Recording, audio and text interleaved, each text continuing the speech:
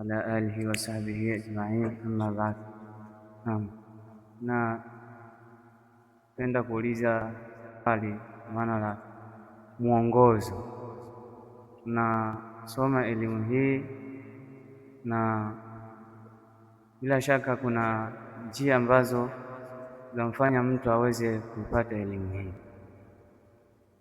Nachokusudia ni kwamba kuna masomo ambayo tunayasoma na ni masomo ya ala ambayo yatuwezesha sisi kufahamu yale ambayo tunayasoma. Nilikuwa napenda kuulizia kwenye kuhusiana na mwongozo juu ya vitabu ambavyo tunaweza tukavisoma kwenye upande wa masomo ya lugha ambavyo vinaweza vikatufanya sisi tukawa ni watu wenye kumakinika kwenye swala la kuifahamu lugha ya Kiarabu na kufahamu yale ambayo tunayasoma kupitia lugha ya Kiarabu. Kuhusiana na swali ambalo limeulizwa hapa kuhusiana na manhajia na njia ambayo anatakiwa aishike mwanafunzi katika kujifunza lugha ya Kiarabu. Kwanza ifahamike kwamba lugha ya Kiarabu ni somo kama masomo mengine. Ifahamike kwamba lugha ya Kiarabu ni somo kama masomo mengine, kwa maana yale yanayotajwa katika vitabu vinavyoelezea adabu talib al-ilm pia namhusu mwanafunzi anayejifunza lugha ya Kiarabu. Yale yanayosomeshwa katika vitabu vinavyoelezea adabu talib al-ilm pia vinamhusu mwanafunzi anayejifunza lugha ya Kiarabu. Kwa jambo la kwanza kwa yule anayejifunza lugha ya Kiarabu,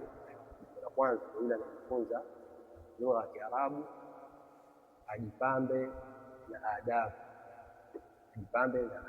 njema, ajipambe na tabia njema, na adhamuha, kubwa katika tabia njema ni al-ikhlas.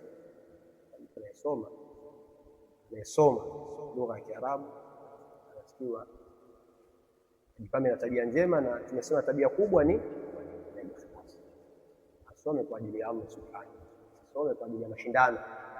Wengine wanasoma lugha lengo lao mashindano, lengo lao kusoma watu, hayo sio malengo ya kusoma lugha ya Kiarabu. Kwa hiyo ikhlas, jambo la kwanza ni nini? Ni ikhlas, na tabia nyingine ambazo wanachuona wanataja katika vitabu vyao, kutaka msaada Allah, muomba Allah subhanahu wa ta'ala, juhudi. Yote hayo yanarejea katika adabu talib ilmu lugha. Kwa hili ni jambo la kwanza kwa yule anataka kujifunza lugha ya Kiarabu. Jambo la pili, yule anaweza kujifunza lugha ya Kiarabu na pia fani nyingine isiyokuwa lugha ya Kiarabu, kupokea hiyo elimu anaweza kujifunza kutoka kwa mwanachuoni au kutoka kwa mtu anayejua. Kupokea hiyo fani ya lugha ya Kiarabu kutoka kwa mtu yaani mtu ambaye ni mutqin katika hicho anachokisomesha, hata kama ni kitabu kimoja anakijua vizuri hicho. Kupokea kutoka kwa mtu ambaye anajua vizuri hicho anachokisoma kutoka kwake. Kama ni kitabu basi anakijua vizuri, anakielewa vizuri. Hili ni jambo la pili, na hili si katika lugha, katika elimu yoyote. Kupokea kutoka kwa mtu anayeelewa vizuri, anayejua, na katika sifa zake huyo mtu anayesunniyya, sunna, ni katika njia ya sawa sawa. Na jambo la tatu ni atadarruj. Tatu ni nini? Tadarruj katika elimu, kuisoma hiyo lugha kwa tadarruj. Sawa sawa, tadarruj hiyo katika fani moja au katika fani nyingi, kwa sababu kuna baadhi ya fani zinatangulizwa kabla ya fani nyingine. Fani zinatangulizwa kabla ya nini? Fani nyingine, na hilo linarejea kwa mwalimu. Mwalimu yeye ndo anayetazama kwamba kulingana na mustawa wao au kulingana na wanafunzi wangu, basi wataanza kusoma fani fulani kisha fani fulani. Maana kwa hiyo tadarruj fi madha fi al-funun au tadarruj fi al-fanni al-wahid, tadarruj katika fani moja au katika fani nyingi. Yani kwa maana fani ipi itangulizwe? Je, itangulizwe nahwu au sarf au nahwu? Ni fani ipi inayotangulizwa? Haya yanarejea kwa nani? Kwa mwanafunzi, kwa mwalimu. Yeye ndiye atakayetazama hali ya wale anawasomesha, na yeye ndiye atakayewafanyia. Na vile vile kutadarraji katika fani moja, tadarraji katika fani moja. Mathalan katika nahwu, mtu akisema kutadarraj, maana yake asisome vitabu virefu au vitabu vikubwa kabla ya kujua vile vitabu vile. Kwa maana kabla ya kujua vile vitabu mukhtasarat, asisome vitabu vikubwa, akakimbilia labda vitabu vikubwa katika elimu fulani, elimu ya lugha, elimu ya fiqh, na hali ya kuwa hivi vitabu vidogo vidogo mukhtasarati, ambazo hizi ndio misingi ambavyo vinataja ummahatul masail, vinataja ile misingi mama, yeye akaviacha. Umeelewana? Na katika lugha vizuri mtu aanze katika lugha, yani kabla ya kusoma nahwu, kabla ya kusoma sarfa, kabla ya kusoma balagha, kwanza hizi mufradati za lugha ya Kiarabu. Hili ni jambo muhimu kwa mwanafunzi anayeanza. Na mufradati hizo unazipata wapi? Mufradati unazipata katika vitabu unavyosoma kila siku darasani. Darasani unasoma sira, kutakuwa na mifradati, kuna matamko mapya utakayoyapata. Kwenye tauhidi utakutana na matamko mapya, kwenye tafsiri utakutana na matamko mapya. Yale matamko wewe yachukue, uyahifadhi, uyajue. Ukisoma safha unakuta kuna matamko 10 huyajua, yaweke pembeni. Hii ni sehemu katika sehemu za nini, za kukusanya nini, za kukusanya mufradati za lugha. Hili ni katika vitu vya mwanzo wa talib, kujua nini al-mufradati, kujua maana zake na kujitahidi kuzungumza ile mufradati michache anayoipata. Sababu malakatu al-lughawiyya, kuna malaka ile ya kilugha inajengwa kwa vitu vingapi?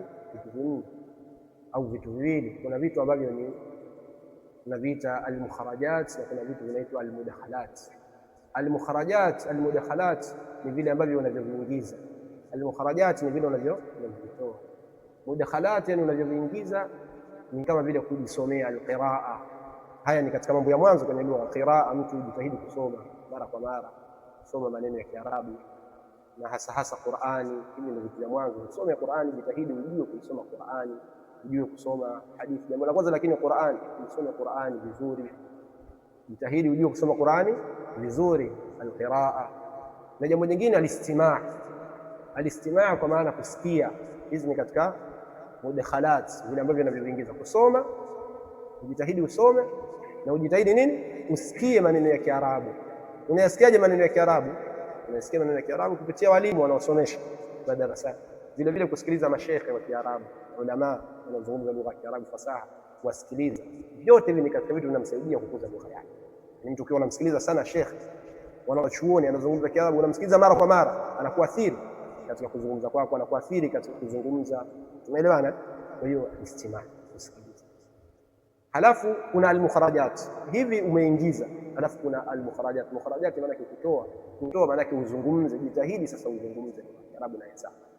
Usikae kimya, usiwe bubu, ili upate malaka ya lugha hiyo. Usiwe bubu, unachukua uzungumze ile lugha, hata kama unakosea wewe izungumze. Na vile vile kitaba, kujifunza kuandika mwenyewe, unatengeneza sentence, unatengeneza story, unatengeneza maneno, unaandika kwa lugha. Haya ni katika mambo yanayomjenga mwanafunzi kuwa na malaka. Kwa hiyo mwanafunzi anaanza kujitahidi kusikiliza sana, na vile vile kujitahidi kusoma, na vile vile kujitahidi kupata zile mufradati mpya na ujitahidi kuzungumza. Jitahidi nini? Kuzungumza. Kisha baada ya hapo mtu anasoma katika nahwu, anasoma katika sarf, anasoma nahwu mathalan, wana wengine wanaanza na jurumia. Kisha baada ya jurumia vitabu vingine vinafuata, labda sharh ya al-jurumia, na ziko sharh nyingi, sharh ambayo mwalimu atakayoona inafaa kama mumti au tafsiri sania au nyinginezo.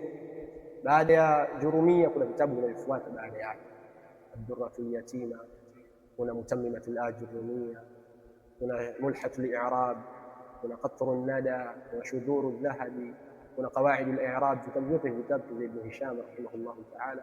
Kisha kuna alfiya bin Malik, sharh ya Ibn Aqil rahimahullahu ta'ala, na vitabu vingine baada. Lakini ninachokusudia ni kutadarraj katika fani katika fani unayoisoma, katika fani unayo nini unayosoma. Ndio tunasema hili linarejea kwa nani? Kwa mwalimu. Jambo la kutadarraj linarejea kwa nani? Lakini si kwamba watu wote wana nini, wana uslubu mmoja, wanatofautiana kulingana na hali ya mwanafunzi. Hili jambo la ngapi tumelitaja? Jambo la tatu, tadarruj fi madha? Fi fani. Tadarruj katika fani zile ambazo mtu anazosoma. Elewa, tadarruj katika fani ambazo anazosoma. Na jambo la nne katika nini ni al-mudhakara. Al-mudhakara, kurejea. Al-mudhakara ni nini?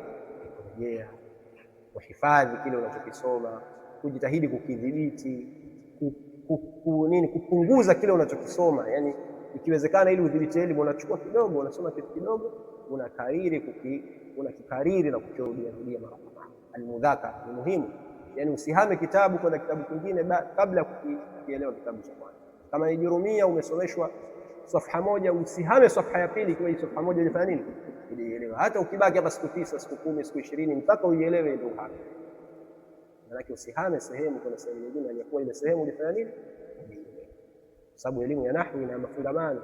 Uweze ukaacha baadhi ya milango, ukaacha milango ya kwanza ukaenda kusoma milango ya mwisho kuielewa. Hapana, kuna nini, kuna tasalsul, kuna tarabut baina almawaqi'.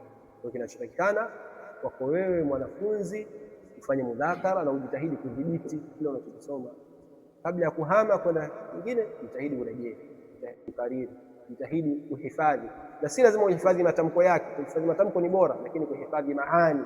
Kusema kuhifadhi maani maana yake kile chote ulichosoma unaweza ukakihudhurisha ukakielezea kwa ufupi, kwamba hapa kunatajwa vitu vitatu, hiki na hiki na hiki. Ni dhibiti elimu unayoielewa. Tumeelewana? Al-mudhakara, kwa hiyo kurejea kile unachosoma mara kwa mara, kurejea kile unachosoma mara. Pia katika mambo ambayo yanamfanya katika njia za kujifunza katika lugha ya Kiarabu na elimu nyingine pia ni at-ta'limu dhati.